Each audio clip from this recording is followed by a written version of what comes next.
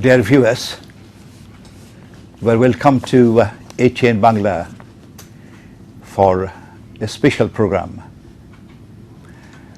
in which we'll be talking to a very distinguished guest, representative UNICEF Bangladesh, Carel the Rooy, and I'm sure that the interview and the discussion we're going to have would prove to be useful for us and also for those who are dealing with the problems of children, especially child poverty. Mr. Carel, we are delighted to welcome you to our studios. Now, we have been having talks on child poverty, and you are looking after it, so far Bangladesh is concerned, reportedly for the last 3 years. How do you look at it? I mean, child poverty in the context of Bangladesh? Traditionally, child poverty is measured in terms of income or expenditure. And what UNICEF has done and has been doing for several years now is to attempt to measure child poverty from a different perspective. There is an ongoing study of 46 countries, which includes Bangladesh. Bangladesh was one of the very first to finalize its study, looking at child poverty from a deprivation perspective, by which I mean children who are deprived of 7 basic services. These are health, nutrition, education, water supply, sanitation, information, and shelter. So that is the perspective being used in 46 countries, including Bangladesh, to measure child poverty.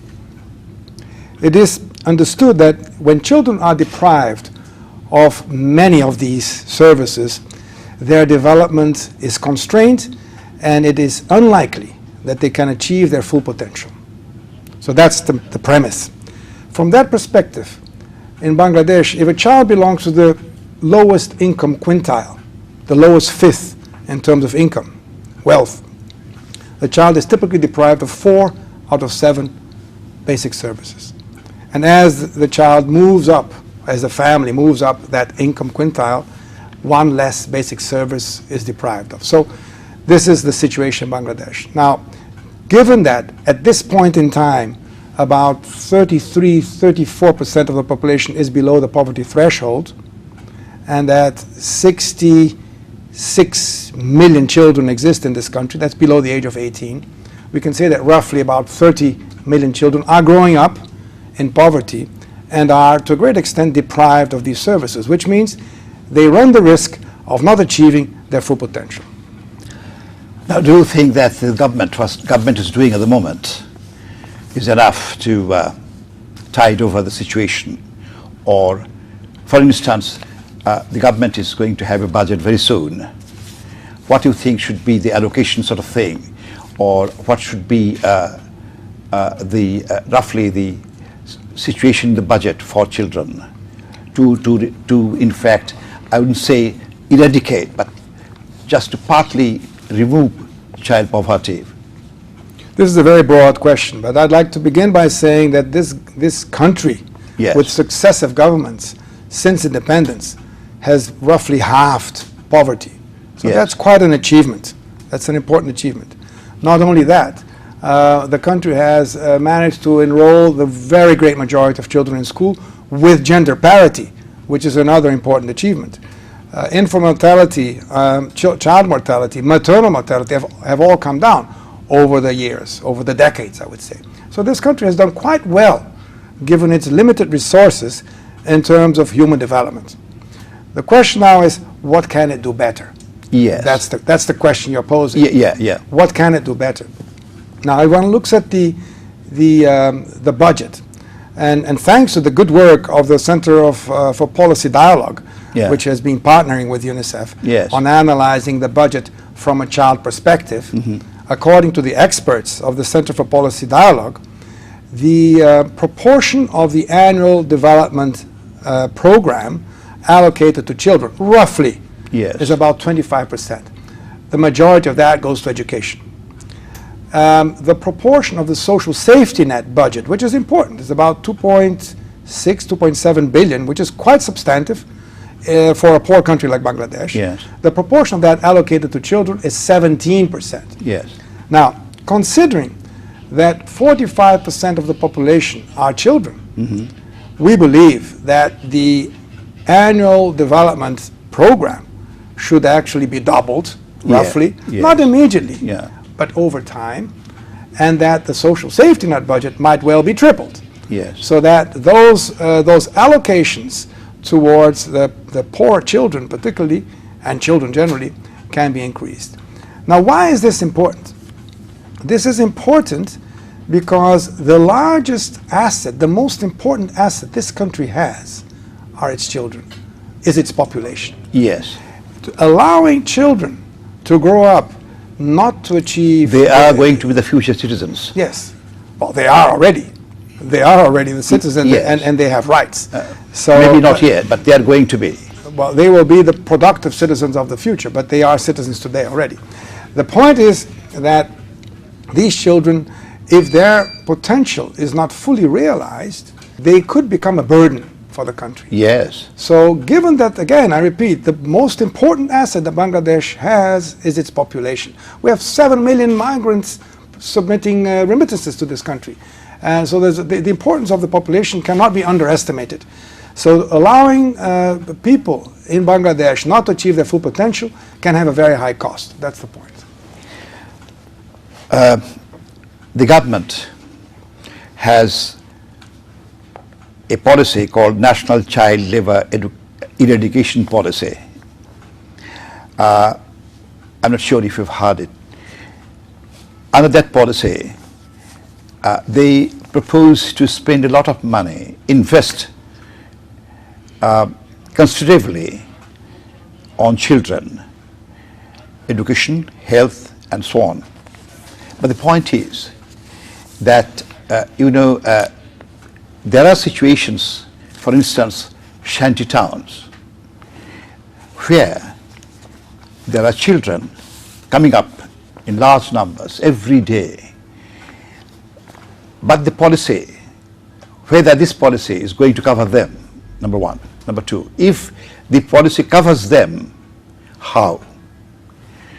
Now, the question I would like to ask, whether UNICEF could discuss or could have any dialogue with the government on this, the policy they have, and the people who are normally kept out of the policy.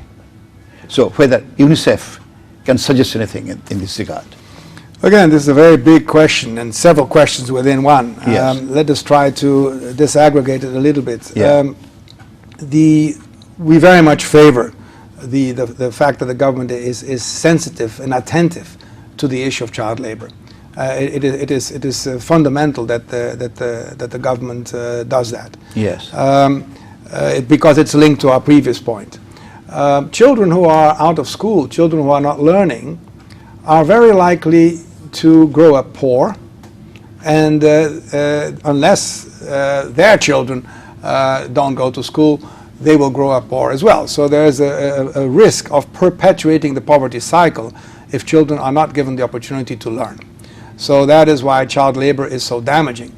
And one understands also the poverty is what pushes children into the labor market. Yes. At times it is argued that it's not that on their own they go. They are constrained to get into. Yeah, they have to earn some money. Exactly. Yeah. And there is also the question of the social norms. If I am a poor father and I worked as a child, and my father was poor and he worked as a child, Yes. I find it absolutely natural for my child Right. who is poor to work Yes. as well. So there's a whole pressure of the social norms. Right. One has to break that cycle, and Yeah. that's the challenge. You mean social reform? or something? Well, a social policy to eradicate child labor is a first step. Yeah. That's important. It has to be matched with budgets and with ideas and with action. But that's a good step, and we fully agree with that idea. The point is that roughly the children who are out of school Yes. roughly overlap with the children who are on the labor market and or in the street and so forth. So that's roughly. So it's about roughly 10% of the children who are not enrolled, who are not attending school, 10, 15%. Because attendance is lower than enrollment. So there's roughly one can say that matches the same. So these are the children one has to pay attention to. The government and UNICEF together have been for several years now, for half a decade, working on different programs to address the needs of those marginalized children. The working children, the street children, orphans, children who are at the side of the developmental process. Yes, those who are ignored normally. So the solutions to address them, or at least part of the solutions to address the challenge, exist. We have made a study, actually, which is a study entitled Investing in Children. And what we've done here is we've looked at this problem, and we found out that roughly 4 million children fall under that category of street children, of working children, in the worst cases of child labor, and of orphans, roughly 4 million. And we made a simulation that if we would do this over a 10-year period, including the growth of those populations, those specific child populations over time, if we would do this over a 10-year period, that there is fiscal space, that there is enough budget. If you roll out a program to address this challenge over a 10-year period, it can be done. We shared this with the Minister of Finance, so he's aware of this issue. So potentially it is possible to virtually break the intergenerational poverty cycle in a period of 10 years. But do you think that the allocation, again I come back to that it may not be one budget, it may not be enough to eradicate the whole of it, but do you think that budget after budget should look after this problem? It shouldn't finish with an annual budget, say for the coming year, but it should continue. Correct. The process should continue. Correct. Because you cannot eradicate it overnight in one budget. Correct. So Correct. from that point of view, what UNICEF can do? Well, UNICEF contributes with piloting issues, with identifying issues, problems, which we help with the government. We work with the government very closely to address these problems, and then developing, once the pilots are tested, they are taken to scale. One example is vitamin A. I was yesterday with the Honorable Prime Minister launching the vitamin A campaign, which is initiated today. So vitamin A was tested way back in time on a pilot basis, and when we saw with the Minister of Health that it worked, then it was picked up by the government, and the government rolls it out systematically on an annual basis. That's one example. Yes. Vaccination is the same thing, etc. So here again, we're dealing with a social issue. We test it with the government, we pilot it, and we even look at the budgetary implications of rolling it out. And I repeat, we've seen that it would take roughly 0.4% of the fiscal budget annually to roll this out over a 10-year period, or 2.5% of social safety net budget. So a small increase in efficiencies in these budgets is enough to cater for the cost of such a program. It's not something impossible. Do you think in any way the maldistribution of wealth that exists in the country is responsible for this sort of child poverty or something? Do you think anything to do with maldistribution of wealth? When I say maldistribution of wealth, what I mean is there's a big gap between the rich and the poor, and there is also a tendency to, instead of narrowing the gap, the reality is that the gap is keep on increasing every day. So this equality, whether it has any impact on the children, poverty, this inequality, maldistribution. In other words, if I put it like this, that some people, some experts are of the view that the existing wealth in the country, there should be equitable distribution of the existing wealth, and discrepancies should be removed as quickly as possible between the rich and the poor, which ultimately be or may have good impact on child poverty. You've touched on a very important point. Yeah. With economic growth, Yes. there is a tendency for inequalities to increase. This is happening in China, this is happening in India, Yes. and it is happening to some extent Yeah.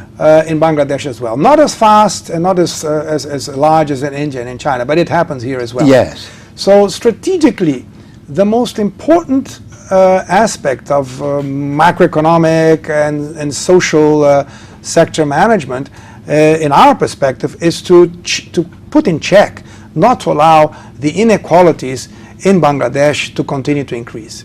And that is very, very important. There are countries such as Brazil, which have a very, very high level of inequality, much bigger than Bangladesh. Yes. But they have, over the last 10 years, been able to reduce their inequalities quite substantially. And hopefully they will continue to do so. Yes. And they have had a relatively meager economic growth compared to Bangladesh even, not to speak of China and India. So there's tendency to be an overemphasis on economic growth, which is important, there's no question about it. Yeah. But mitigating inequality is strategically almost as important or more than economic growth itself.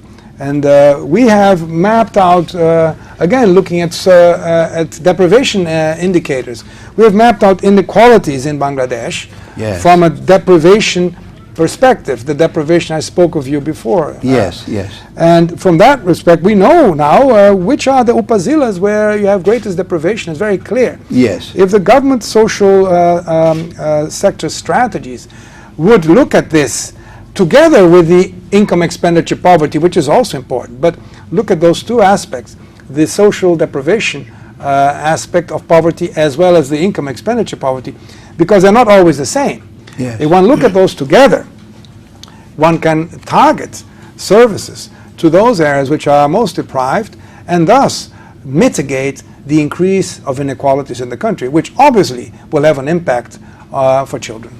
Do you think that in this context, I mean, it would be appropriate to decentralize the spending a little bit? Absolutely, absolutely, yes. That would be very important if that could be done. But not just decentralizing the spending, which would probably improve the effectiveness of spending. Yes. But more than that, I would say, is to decentralize, but in an equitable manner. Exactly. Not to share the cake equally to all districts or all upazilas, Yes. but to allocate more resources, proportionally more resources, to those upazilas Yes. which are geographically more isolated, to those upazilas where social services are lagging compared to the averages at the national level, etc. So it's not just the decentralization, but an equitable reallocation of resources so as to mitigate the increase of inequality. I think we have almost come to the end of the program. We have very short time in hand. The last question that I would like to ask is, what do you think UNICEF can do to help the government at the moment to plan programs, because there may be programs on a priority basis. At times, we fail to fix priority. So how UNICEF can help the government in fixing the priority in tackling child poverty? There would be two important priorities in our view. One is malnutrition. Yes. This country has advanced, as we earlier discussed. As you have said, 7. You have said nutrition. that Nutrition was one. Yeah. one. But you have said 7. But 7, yeah. maybe that government may not be able to fulfill all the 7 at a time. Correct. That's why I've said Priority, priority, priority. Why malnutrition?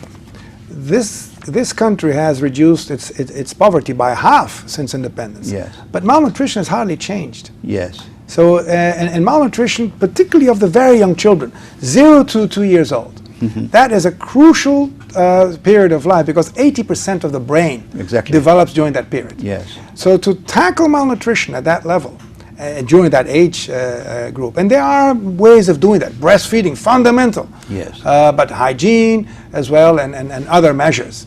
If that is tackled in a holistic and in a proper manner, that would dramatically increase the human capital of Bangladesh. Because today what is happening, because of malnutrition, these children are not fully developing their brain, and then after 2 years old, it's very difficult to address this problem. And you have already a potential liability. Yes, they are not going to be human resource. Yeah, they will not reach the full potential they could have if they had been well nourished from birth to 24 months. So that is a critical issue which we think is very important in this country. The second is the whole urban challenge. Roughly 40 million people today live in urban areas of Bangladesh. It's relatively small. It's only 28% of the population. Yes. But as Bangladesh moves towards a middle income status, there is a natural tendency to shift the population from rural to urban. That has happened in every country which has become a middle income country. Right. So the slums are today quite critical. Still not too many slum dwellers. 7 million roughly. 3.3 million children living in the slums. Not too large numbers yet. Yes. So this is the time for the government to have a clear vision of urban development, including the slum areas, an inclusive urban development, which allows the slum dwellers to have their full potential tapped so that they can fully contribute to the economic development of this country. If that is not done, there is a risk, as has happened in many other countries of the world, where urban slum dwellers have been neglected for decades. There is a risk that this potential population, which could contribute to the economic development of the country, becomes a liability. So that, I think, is the second most important priority, the way we see it today. Thank you very much. We have had very enlightened discussion, and I'm sure the viewers would find it interesting. And thank you very much again for being with us and giving your valuable time. Thank you very much. Thank you. Viewers, we have been discussing things in the light of the problems now we children of this country are facing, and what UNICEF can do about it. But it is not possible to hold the whole thing in one interview. So we hope that we continue to have discussions on this topic, child poverty. It's a very important and very absorbing topic for us for discussion. Thank you very much for being with us, viewers, and we hope to see you again in some other interview. Thank you very much.